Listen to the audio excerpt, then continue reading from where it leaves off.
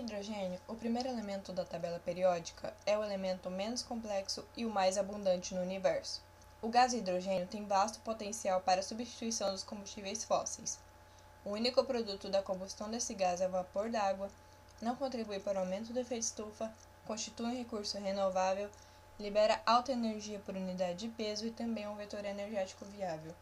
Dessa forma, esse combustível tem potencial para se tornar o meio mais sustentável de energia do futuro.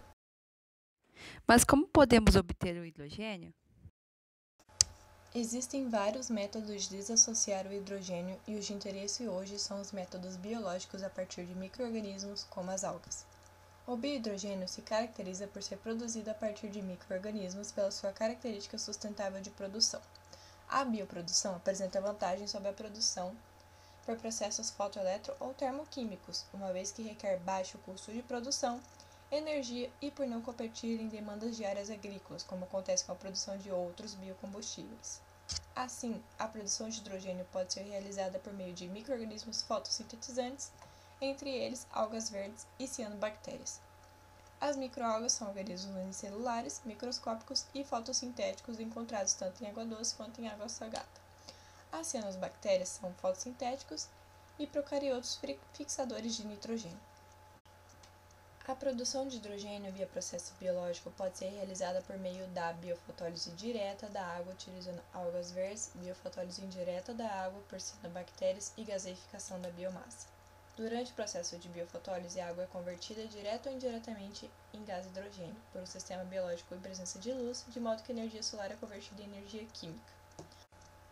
A biofotólise direta é realizada em duas etapas, sendo que a primeira, a cultura algal, permanece até a metade da fase exponencial em condição anaeróbia no escuro, durante a qual a hidrogenase é ativada e sintetizada. Na segunda fase, aeróbia, as algas se utilizam da energia luminosa para quebrar moléculas de água e liberar hidrogênio. A biofotólise indireta é a geração de hidrogênio a partir da quebra de moléculas de carboidrato. Dessa forma, a quebra do carboidrato gera hidrogênio e gás carbônico. Atualmente, são desenvolvidas várias pesquisas com micro-organismos para contribuir com a otimização da produção de biohidrogênios. Quanto à forma de cultivo das algas, existem dois métodos, os sistemas abertos e os fechados. A vantagem dos sistemas abertos, denominados Raceway Impounds, é a sua simplicidade, resultando em baixos custos de produção e operação. Embora esse método seja o mais simples de todas as técnicas de cultivo, apresenta alguns inconvenientes. A condição fora de controle, são altamente vulneráveis à contaminação por outros micro-organismos e uma menor produtividade de biomassa. Já os sistemas fechados, os fotobioreatores, apresentam um custo maior, mas tendo como vantagem a minimização das contaminações, o oferecimento de um melhor controle das condições, tais como pH, temperatura, luz e concentração de CO2, entre outros, além de evitar a evaporação da água e favorecer concentrações de células. Os inconvenientes são a limitação do projeto e a velocidade de transferência de massa, devido à tendência de acumular O2. Apesar da produção de hidrogênio ser um sistema ideal, essa produção apresenta alguns limitantes, tais como a velocidade em que esses organismos, ou seja, as algas, processam os fótons provenientes da luz solar.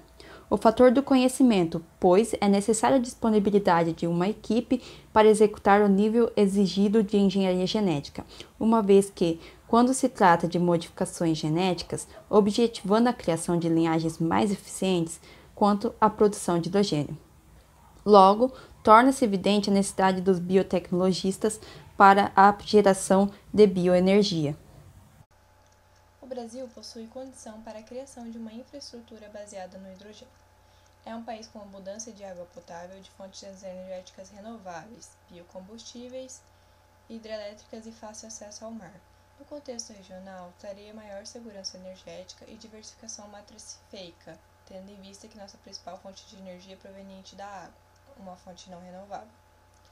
Desenvolver a região no uso da questão de geração de empregos, e como exemplo regional temos a Itaipu com a NUF, que ainda não desenvolve produção via algas, porém possui uma enorme infraestrutura para isso.